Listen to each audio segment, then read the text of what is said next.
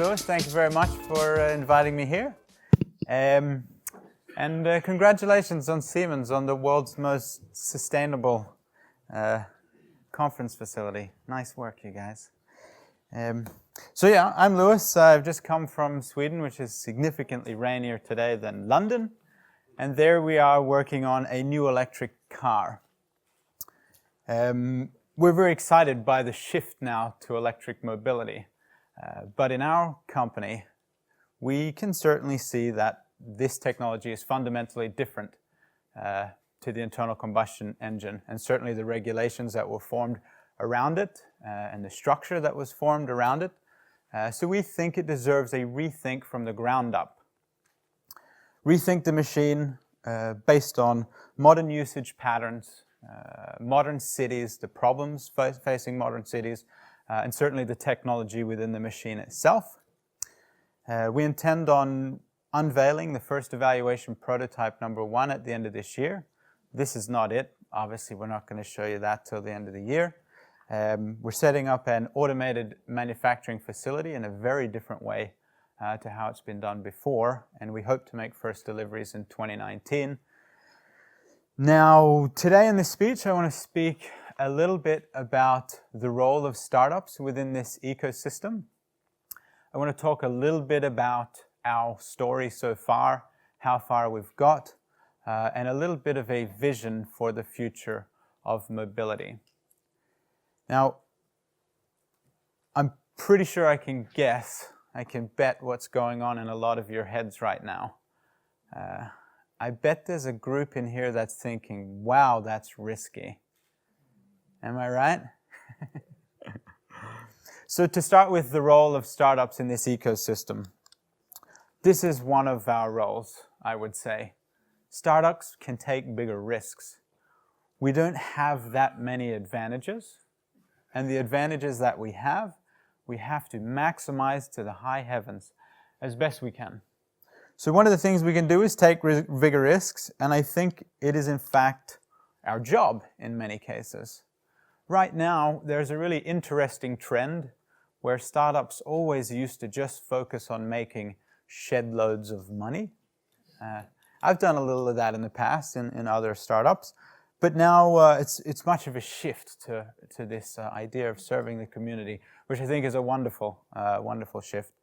And yeah, I would like to think that that's part of our job in many ways.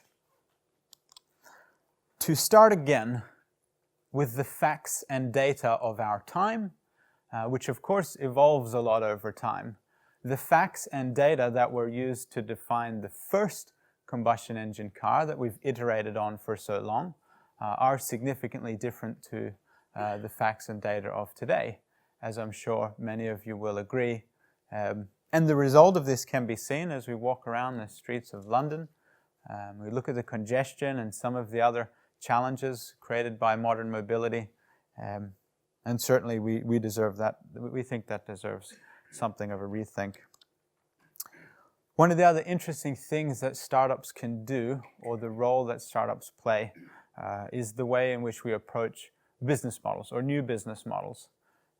I'm sure you will appreciate that a large company, if they observe facts and data and see a very rational solution to a problem, it's not as simple as just proposing it for the world. First of all, we have to look at, does this fit our business model? And questions like that. Whereas a startup can look at a problem, identify a potential solution, and design a business model for that. And finally, or one of the final things that startups are here for, I think, is to create behavior change in humans. We know that facts and data do not decide our behaviors. If they did, surely the world would already be a much better place. Culture is what defines our decision-making and our behaviors. Certainly of a company culture, like an organizational culture, a very effective one, being Siemens culture. That's something that evolves over a lot of time. That's something that humans do. We evolve culture, and that cultural lens is what defines our behavior and our decision-making patterns. So startups get to start again with a new culture, project that culture out into the world, interact with society in new ways, and find new ways to achieve behavior change.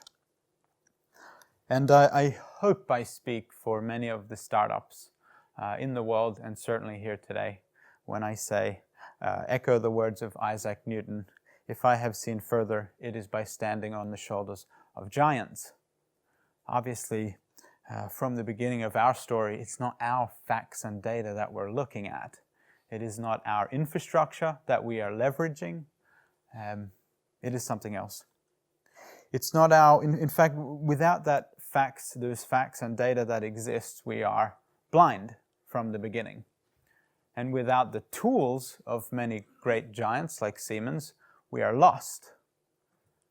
We have a foundation partnership with Siemens. We use the Siemens PLM software suite. I'm not sure if people know about that one. We've just started in this gigantic universe, which is the Siemens PLM suite, which helps us get from designing the car itself right up to the digital factory entirely seamlessly in a digital platform. It is a huge universe, and as said, without such tools, we are lost. This is but one partnership that we have to help us achieve this grand vision. But we don't collaborate with Next 47, incidentally. We should probably chat to them. So how does this all look in practice? Well, to start off with, the company started as an open innovation research project at Lund University in the south of Sweden. There I was the head of the Social Innovation Center. Basically the center was, I founded the center as well, amongst a bunch of other companies and stuff. But the idea of the center was to support and encourage radical innovations that address grand challenges. And after running it for a while, I realized we hadn't changed the world yet. Or really had a red-hot crack at it even. So then I saw these huge trends in automotive and some of the massive problems, and looked at some of the data and felt really provoked and excited by the opportunities, and I discussed it with the university, and they said, sure, we'll look after you for a year. We'll support this project in the open innovation phase for a year until you can transition to a startup, which we did January of last year. And in that first year, we looked at what are all the problems with automotive. Let's have a look at all the data. How many people are there in a car? Where does the inertia come from? The inertia for change. What are the advantages that we can stack up for ourselves? And what are the advantages, the disadvantages of the current industry that we can leverage? And of course, we engage the next generation. We engage young engineers with contemporary knowledge and young industrial designers and bring them all together to try to work out what would fit in the future of our cities. So we start by looking, if we say the internal combustion engine, if we say the M1 passenger car today is based on that technology and the steering console and all that stuff, we had to define what are the new technologies that this new car should be based on. And then as we transitioned to a startup, we started to build those technologies in our pre-seed phase. One very important part of this whole story, when we talk about how risky it all is to de-risk wherever possible. And a great way to do that is to get the vision out there wherever we can. So in that first pre-seed year, we did a lot of work getting the vision out there. Because of course, we can de-risk a lot if we calibrate that vision with the public. So in this case here, this is right in the start. We'd built a wooden version of the interior of the car, and we were one concept. And we're at CeBIT. This is the EU Commissioner, Günther Oettinger, who could take a walk around the car with the help of virtual reality, walk around the car, see what it looks like in a city, step inside and take it for a test drive. Try out different forms of working with the steering and so forth. It has an electronic steering system, so that allows us to reinvent how we operate the machine and how we interact with it. So we're not just designing for the machine, but for the driver. And that's an example of engaging the population as best we can, I'm sure many of the policymakers in here today are aware of how important it is to get that public buy-in if you want to create any kind of big behavior change. Achieving something as crazy as this requires a whole lot more than a nice product. And when I talk about getting the message out, I mean getting it out as far and wide as possible. It's an example of how I think the business landscape has changed a whole lot, and some of the things that startups can do. Certainly once upon a time, the way you came up with a new product was in a very secretive environment, somewhere in a lab in Palo Alto. But for us, considering that we certainly couldn't afford 5,000 of the world's best designers and developers, so the only way we could do it is engage a lot of people and get the message out there. Be as open as possible. I had a couple of reporters in Sweden ask me, but what happens if a big company steals your idea? Like, what if Mercedes steals your idea and starts making this car? And I always just say that's kind of the idea. That's kind of part of the idea. I'm sure we'll still make, some kind of garden building worth of money. Hopefully shed loads. But the idea is that we'll create a tilt in the market. Just like Tesla has started to create a tilt towards electric mobility, perhaps we could create a further tilt to a new kind of car that more resembled consumer electronics than automotive. A really concrete example of this process of engaging a lot of people. This is a photo taken a couple of months ago, I think, 2-3 months ago, right after a design unveiling event that we had. So in this process of making sure we design the perfect light electric car for cities, it's a very difficult, painful process that took a lot of time. And it ended up with 2 scale models, which we had to Photoshop out of this image because it's a public image. 2 scale models, a lot of engagement of a lot of people and designers around the world. Final 2 scale models, we invite about 500 people to our headquarters in Lund in Sweden. Partners, I think there was some Siemens people there, politicians, potential target market, investors and so forth. We currently have about 500 investors from 50 different countries because we had to get that validation in the form of equity crowdfunding, again, to get the public buy-in, to calibrate our vision. But this is an example of that. We unveiled these 2 prototype cars design examples, not because we use democracy to choose the best design, obviously, but just to see the designs through the eyes of other people, to see it from their perspective and keep on helping us calibrate our vision. The final phase of that design, incidentally, happens over the next couple of weeks. The last phase is to have the great automotive company from the UK, Williams, who comes over to spend a week with us, polish up the final part of the design before we send it back here to go into the next phase. And out of this incredibly risky, crazy vision, it is quite simple objectives that we're going for here. First and foremost, we think there should be less car. I think if I was walking around up on stage here with 2 big, well-designed, lots of great features, but 2 big clown shoes, you might think, wow, that looks cumbersome and heavy. That's not very energy efficient for him, and it doesn't make a whole lot of sense. Sometimes that's how I see the city, when there's 100 SUVs with 1 driver in each sitting in a traffic jam. Now, to achieve less car, obviously it is critical that we do not ask people to compromise on things like status, or a feeling of space around them, or build quality, or safety, or the perception of safety, or performance, or anything like that.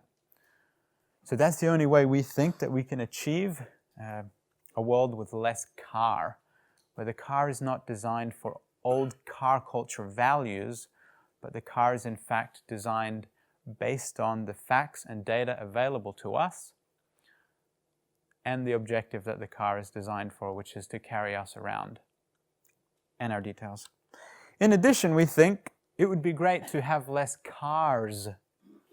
Again, it is incredibly inefficient the way we use cars today. There is a huge financial cost, complexity, environmental cost to create each car, which is then parked for 96% of its life before it begins the also damaging end of its life phase. Incredibly inefficient. We feel there's a great case there to try to optimize this a little bit. Which brings me to what I hope is the most provocative question of my speech. How do we achieve this? What about autonomy? Level 5 autonomy in complex environments like London or Paris is a complete fantasy. It is completely impossible in this day and age. Perhaps sometime in the future that will be different.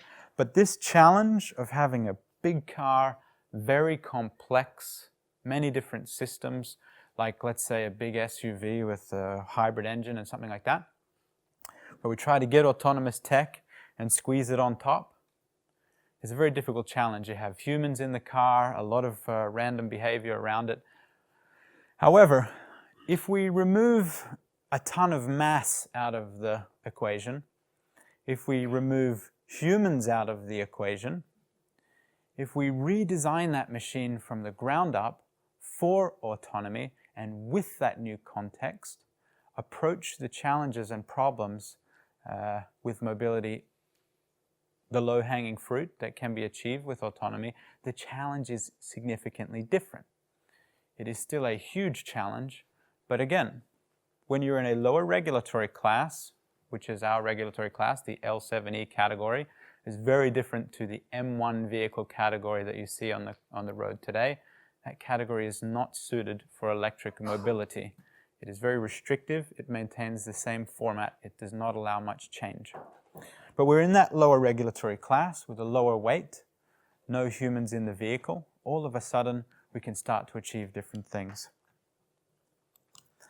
Imagine if we could look at the data of this city and say, all right, this car is not allowed to deliver itself to anybody in this area, and this area, because they're too high risk, they're too busy. But we have a road over here that's rarely ever used, and perhaps if I could have an app that I just press a button that says, I need a car at 8 a.m. to pick me up at the park that I pinned on a map, it can slowly deliver itself. It can always give way to everything. It can move at a maximum of 15 kilometers an hour, perhaps. And we can define where it can and can't go. We can start to create controlled environments in which the agent can operate. Then, all of a sudden, we can start to approach these problems differently than the fantasy of 5 humans in a car navigating through that big roundabout in Paris. That's the specific case. That's a tricky one. So that's what we're hoping for. Eventually, car on demand, solve the problem of too much car and too many cars, and end up with a significantly more efficient means of mobility. This vision is a long way down the track. There are a lot of milestones we need to overcome, obviously. First of all, we need to unveil a very exciting car. We need to have it distributed everywhere, so people need to purchase these at a scale. We need to shift to a private leasing model, and then once our machine has gathered enough data, then we can start to transition to later phases. The machine itself is also designed with sensors not just for the purpose that it needs to carry out, but to gather more data so that we can create a holistic solution to some of these challenges. I'm just about out of time, and I hope you have some interesting questions, but that's all from my speech. Thank you. Thank you very much, Lewis. Thank you very much. Lewis, fascinating, and I suppose it begs the question, I suppose, is the car and your vision of the car, is that the right model for future of transport?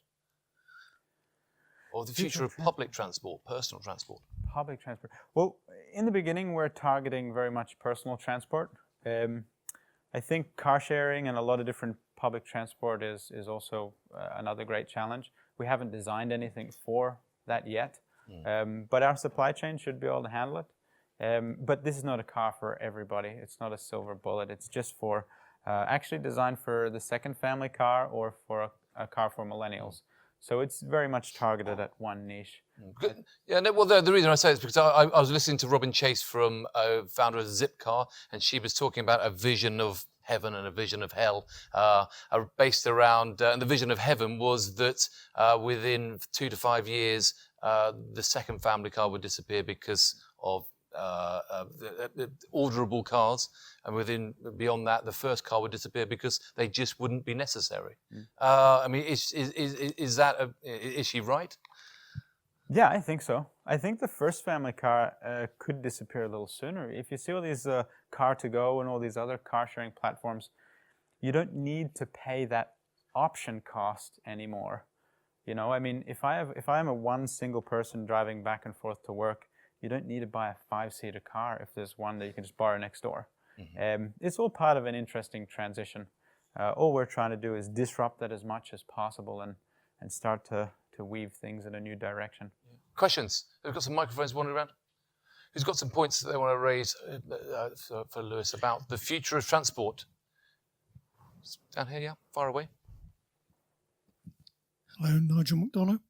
How long before you see Uber using driverless cars? I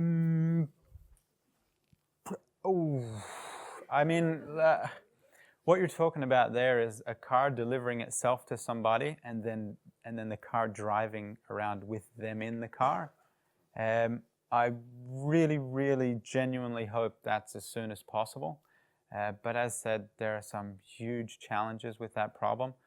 The main ones are like the ethical challenge. What decision does the AI make in difficult scenarios when it has to protect both the human occupants and the people outside the car?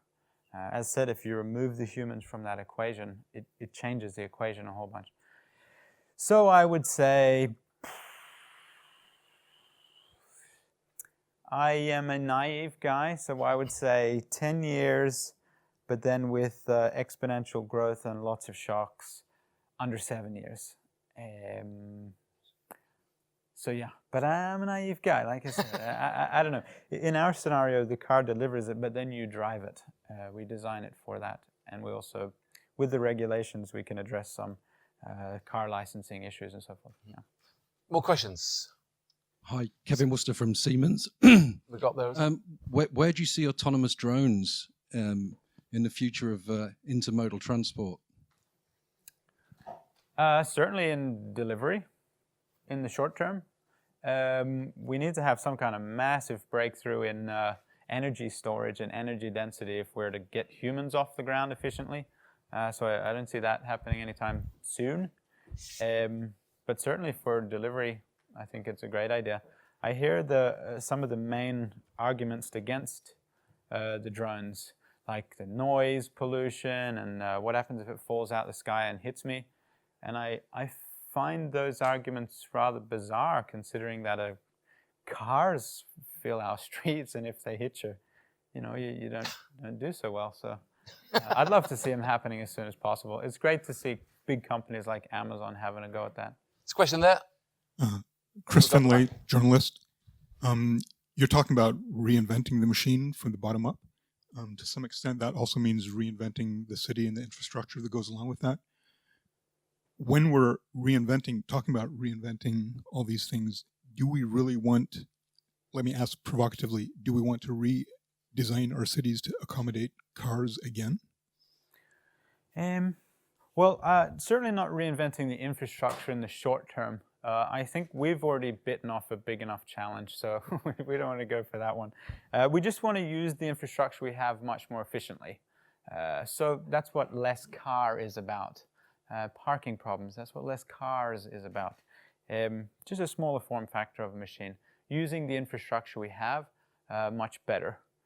By the time we're ready to rethink the whole infrastructure, I think by then we've got good enough energy density and batteries to get humans off the ground. And then our streets can be green fields or something. I don't know. Without giving anything away, are you going to be more? Are you going to be more Sinclair C5? Are you going to be like Zipcar? Where are you on the spectrum of past inventions? Design-wise, Yes, or design-wise. well, some of our designers are fans of the Sinclair C5, super fans. In fact, if you see the original designs that we had, they were a little inspired by that, parts of it. Yeah. So Not necessarily the greatest commercial success. no, for sure not. I think many have tried with a light electric car and failed so far. I'll just be as cheesy as possible and say there were many tablets before the iPad had enough wow to make the market happen. Question at the back there. And I would say in the sphere of electric cars and where it's going, we're not the ones trying to beat Tesla. We're trying to race Apple. Imagine if Apple could move fast and build that car and didn't have some of the challenges, couldn't take those risks. Question at the back there. Good afternoon. My name is Richard Blunt. My question is, how do you think governance can improve and assist the change to autonomous vehicles? I know you talked about less car. The Mayor's Transport Strategy recently came out and that talks a lot about less cars in the healthy streets approach, which they're trying to push there. Do you think that's a step in the right direction? And has the Swedish government done anything to help you in terms of regulations in your own country, which the UK government could replicate in this country? Yeah, the Swedish government has been awesome. There's, first of all, a new certification thing that they made so that we could drive our autonomous cars on the road legally. The Vice Prime Minister of Sweden came down to visit about 2-3 months ago, and she said, "What do you want?" And I said, "We want autonomous regulations, regulations that make it easier for autonomy, and we'll work with the regulatory class and so forth, and also an incentive program." And within 3 months, they announced this certification program.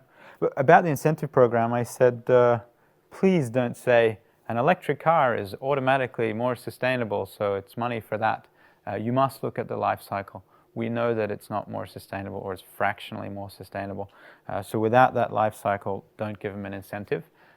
So within 3 months, she launched the autonomous driving certification thing, and also an incentive program that means if you buy a Tesla or a Leaf or a combustion engine car, you'll have to pay 5,000 euros more, and that additional 5,000 euros will come off the cost of our car or anybody else that made something that's more sustainable in manufacture. So they've been really awesome.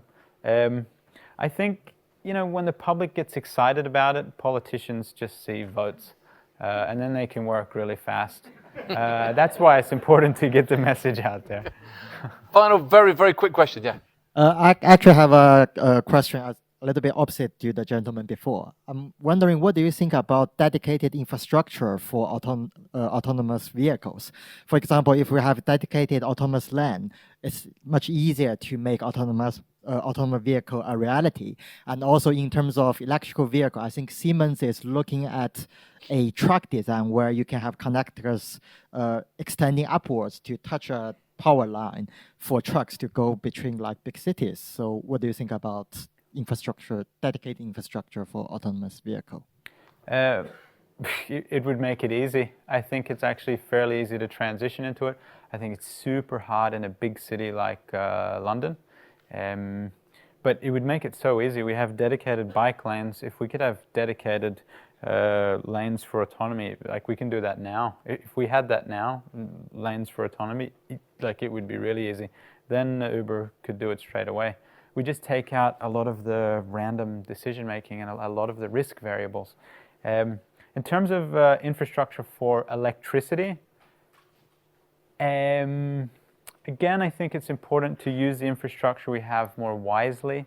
That's part of the vehicle being light. It's optimized for its Achilles heel, being the battery, therefore it can charge faster and so forth. There's a lot of stuff on the wires overhead and induction charging under the road and so forth. The amount of cost for that infrastructure, the time that it takes to get it going, I think you'll find energy density in batteries is going to move way faster. So before any of those projects pay themselves off, you know, cars are going to have a massive range, and it's not going to be such a problem. And they're going to charge really fast. I mean, in Europe, you heard it here, inside 3 years, you'll be able to purchase a car that can fully charge itself in 5 minutes. So don't invest in the combustion engine industry right now. On that note, Lewis, thank you very much for sharing your thoughts. Lewis Horne, thank you very much. Many thanks. Great.